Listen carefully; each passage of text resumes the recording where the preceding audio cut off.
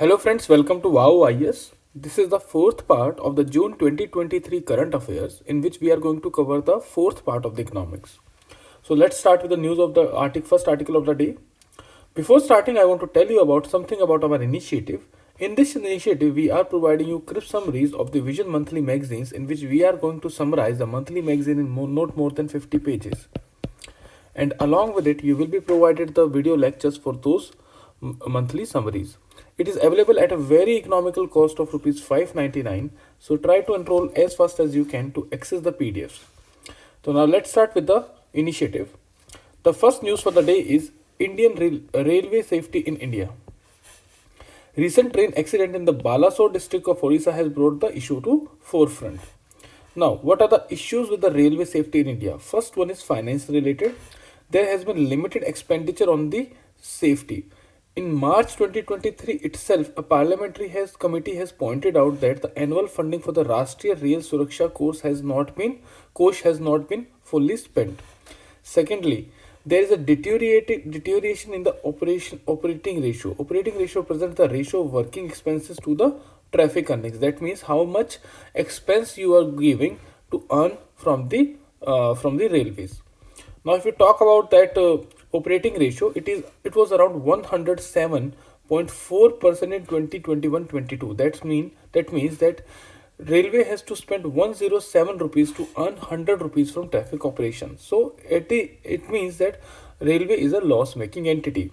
That's why it has a limited capacity to spend upon upgradation and safety. So this is another issue.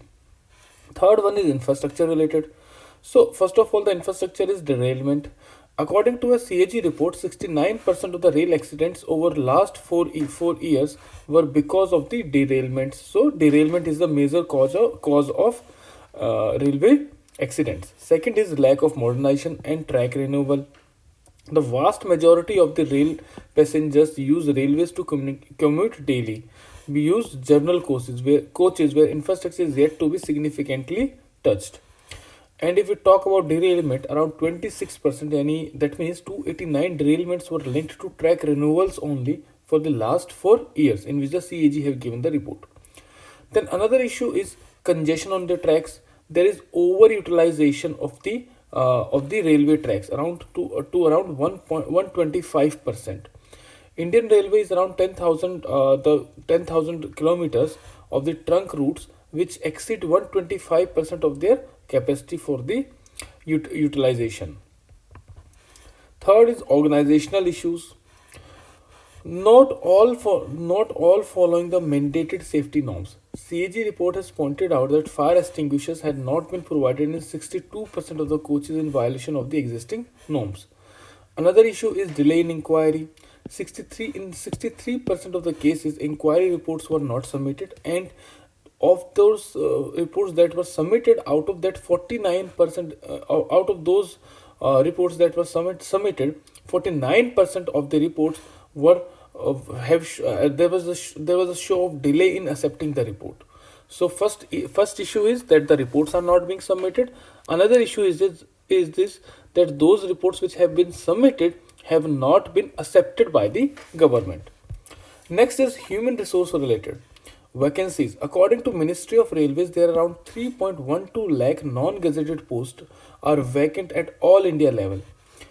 This situation has remained unchanged since the Kakodar committee report that was brought about a decade ago, which flagged the same issue. Then there's the issue of unskilled and untrained staff. There's a failure of railway staff as a prominent cause of accidents. This has been pointed out by CAG. As many as 40 out of 55 accidents in 2019-20 fall under this category. There is skill deficit of the contractual workforce as well as poor follow-up of the training of the staff. Then the issue of overworked pilot is also there. Next is Indian Railways. Some basic about Indian Railways. Indian Railways is the fourth largest railway network in the world after US, China, and Russia.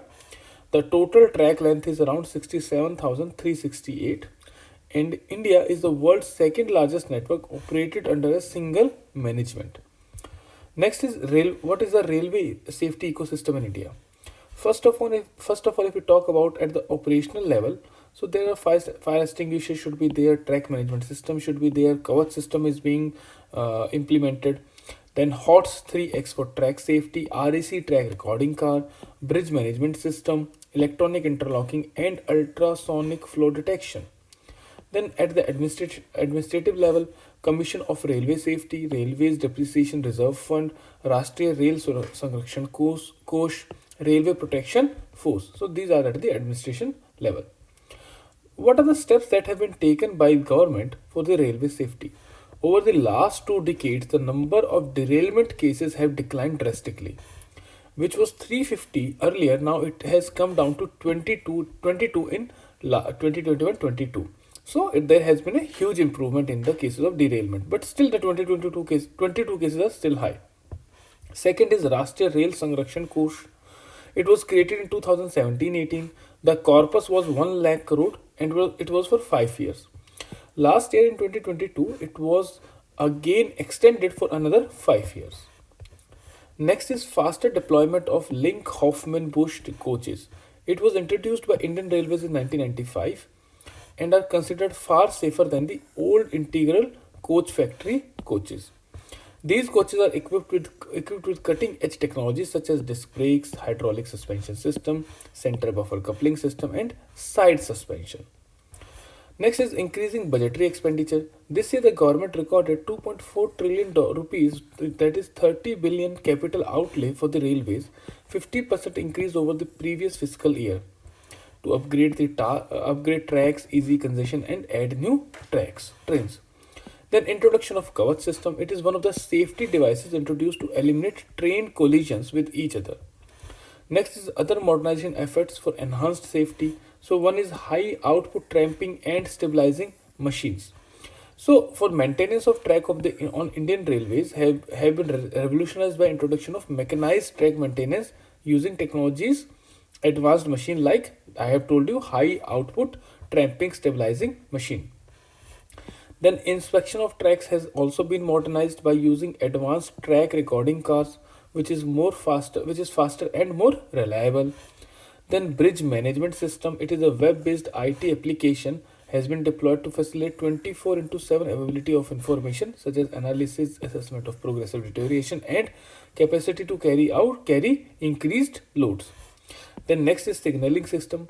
Electronic interlocking are being adopted on large scale to drive benefits of digital technologies in train operation and to enhance safety. Removal of unmanned crossing. By the end of 2022, all unmanned crossing were eliminated on the broad gauge network of the Indian Railway. Electrification of rail network is also under process. Then RPF, Railway Protection Force, are being deployed in vulnerable and identified routes. Now, something about the much talked about Kavach system. Kavach is an automatic protection system in development since 2012 under the name Train Collision Avoidance System or TCAS, which got christened at Kavach or Armor. It is an indigenously developed by Research, Design and Standard Organization in collaboration with Indian industry. It is a state-of-art electronic system with safety integrity level 4 SIL 4 standard. What are the key features? It provides protection by preventing train to pass through signals at red, which marks danger. It activates train's braking system automatically if driver fails to control the train as per speed restrictions. It prevents the collision between two locomotives equipped with functional Kavach system. Relays SOS messages during emergency situation. Has centralized live monitoring of train movement through the network monitor system. Also, the probability error in Kavach is around 1 in 10,000 years. So this is very highly secure system. Now, how the Kavach works? The tracks contain radio RFID tags or radio frequency identification tags that are fitted on each section of the track and provide information directly to the locomotive TCAS unit inside the train. This is also a stationary TCAS unit installed at stations with a radio tower to communicate with the nearby locomotives. When a train passes two RFID tags sequentially, its direction and speed can be determined. When an approaching signal is red, the stationary TCAS will relay the information to loco TCAS, slowing down and stopping the train.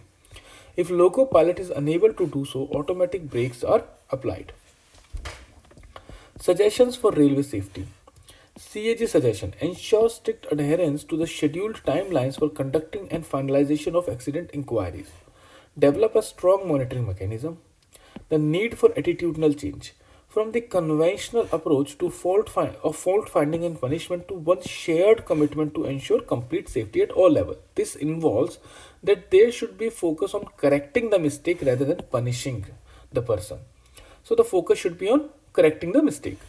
Next, coordination on real time basis to identify and communicate the shortcomings. For example, a system called Confidential Incident Reporting and Analysis System (CIRAS) was used by British Railways. The underlying philosophy was to encourage the lower staff to point out deviations on the real-time basis. Next is reducing habitations near tracks. Infrastructure and scaling should be focused. Also, automatic locking of the train doors should be there that we find in metros. It will help in providing extra security to the passengers. Now, next we come to road safety. NHI has issued guidelines for rectification of accident prone sports. How it has done? It has asked the project directors to undertake rectification up to amount of 10 lakh per black spot. That means if any project director finds that there is an accident prone spot on any highway, he has a discretionary grant of rupees 10 lakh on that spot to rectify that mistake, so that those accident prone spots made can be made more safer. Now, it may involve the costing can the cost short term measures may involve a costing not more than 10 lakh, and up to 20 lakh have been delegated for concerned regional office. So if the problem is bigger, then 25 lakhs can be asked from the regional office. Short term measures include installation of pedestrian facilities like zebra crossing with advanced warning system, crash barriers, railings, solar lights, blinkers, etc. Now, factors driving accidents. Road environment factors. Poor design. Sometimes highways come up haphazardly across the roads. Street design permits speeding, which leads to road safety concerns. Next is problem is further aggravated due to inadequate signalage, road markings, or incorrect location, poor construction of speed breakers. Next is ongoing construction work astride the route. Thirdly, weather conditions, for example, heavy rain, dense fog, hailstorms reduce visibility and make road surface slippery and poses a risk to the road users. Then another issues of the encroachment on the sidewalls. Then old vehicles, they actually are prone to breakdown and malfunction. Then human factors, violation of traffic rules, non-use of safety devices, helmets or seat belts, triple riding, overloading, distracted driving, road rage, etc. Regulatory issue, suboptimal training and testing, lack of coordination among different agencies, etc. So these are the issues with respect to the road safety. Next is what are the initiatives that have been taken. First one is National Road Safety Policy was released in 2010, which outlines policy initiatives to be framed by government at all levels, yani local, state as well as central level. Then Motor Vehicle Amendment Act of 2019, it provides grants for licenses and permits, related motor vehicle standards for motor vehicles and penalties for the violation. So the standards have been increased in the Motor Vehicle Amendment Act of 2019. Then safety standards for automobiles have been improved in respect of the airbags, anti-braking system, tires, crash test, volt, vehicle safety conformity of production, etc. Then road safety has been made an integral part of road design at planning stage. IRAD integrated road accident database to capture relevant details about the accident prone areas throughout India. Brasilia Declaration on Road Safety 2015 to reduce the deaths due to road accidents to half by 2020. The National Highway Accident Relief Service Scheme for grant of award to the Good Samaritan, Surakshit Safar Initiative, etc. are the other initiatives launched by the government. Then what should be our way ahead? First of all, we have to improve the road environment. The focus should be on design. A well designed highway should facilitate high mobility while safely segregating the slower moving traffic. Next is accident audit. A 6 monthly audit of all roads must be undertaken to identify accident prone zones and ensure provisioning for adequate warning signalage. Other crash barriers should be there, parapet lighting, provisions, weatherproof roads, provision of large mirrors on sharp curves should be compulsory for all roads, not only for the highways, for all roads. Then improving vehicles. Indigenization of new technologies for safety feature will bring cost down and will increase its accessibility. Then implementing the Bharat NCAP new car assessment program, a rating based safety assessment line with the global standards of the Indian car. Vehicle scrappage policy to scrap old and unfit vehicles, provide incentives to the owner of the old vehicles for purchasing new vehicles. Then improving human behavior, strong public focus on wearing seat belts, road safety awareness hubs, interaction with the schools and colleges. Improving regulation, stricter licensing norms, diligent driver training, ensuring coordination among various departments and ministries. The UN has declared 2021-2030 as Decade of Action for Road Safety that targets preventing at least 50% of the road traffic deaths and injuries by 2030. India needs to take a multi-pronged approach to meet this target. The next we come to news in short. First one is developing country status. Legislation establishes a US policy against granting China developing country status in future treaties and international organizations. It has asserted that China is no longer considered a developing country. Now, WTO, if we talk about WTO does not define who is developed and who is a developing country. Member countries are free to announce whether they are developed or developing. So, actually, UN has no formal definition for a developing countries. Now, why the countries consider themselves as developing countries? Because they get preferential treatment in terms of market access, loan reduction in government support, and technical assistance from the international organizations. Secondly, there's a long transition period before they are required to fully implement the WTO agreements. Next, they also get benefited from the unilateral preference schemes, for example, US generalized system of preferences. Nextly, favorable treatment concerning issues such as climate change, responsibilities, etc. Next is Global Liveability Index 2023. It was released by Economics Intelligence Unit (EIU). India ranked 173 cities based on the livability or living. It ranked 173 cities based on the livability or living condition. It is based on 5 factors. First one is stability, then second is healthcare, third is culture and environment, then education, and lastly infrastructure. So these are the 5 factors for ranking. Most weightage is given to culture and environment and stability. What are the key findings? Vienna, Austria has been named the best city to live in the world. From India, New Delhi and Mumbai are at the 141st position. So, 2 Indian cities are in the list. Next is UNDP and DAY-NULM partnership. DAY means Deen Dayal Antyodaya Yojana National Urban Livelihood Mission, and UNDP have entered into a collaborative partnership. It is aimed at empowering women to make well-informed career choices in the field of entrepreneurship. Women account for only 15% of the total entrepreneurs in India, so it is abysmally low.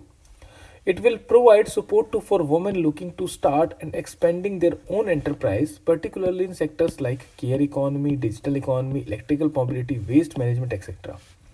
It is a 3-year project extendable beyond 2025 and will cover 8 cities in the initial phase. It will aid in developing community business mentors called Biz Sakhis in selected project location. About DAY-NULM. It is being implemented since 2014-15. It is a centrally sponsored scheme being implemented by Ministry of Housing and Urban Affairs. Now, what are the objectives? The objective is universal coverage of the urban poor for skill development and credit facilities. It will strive for skill training for market-based jobs and self-employment, facilitating easy access to the credit. It covers all the 4041 statutory cities and towns, and thereby covering most of the Indian urban population. So basically this scheme is focusing upon the urban poor. So with this we end our today's session. We shall start from the next topic from tomorrow onwards, that is fair and remunerative price that is given for the sugarcane. So thank you very much and have a very nice day. See you on Monday.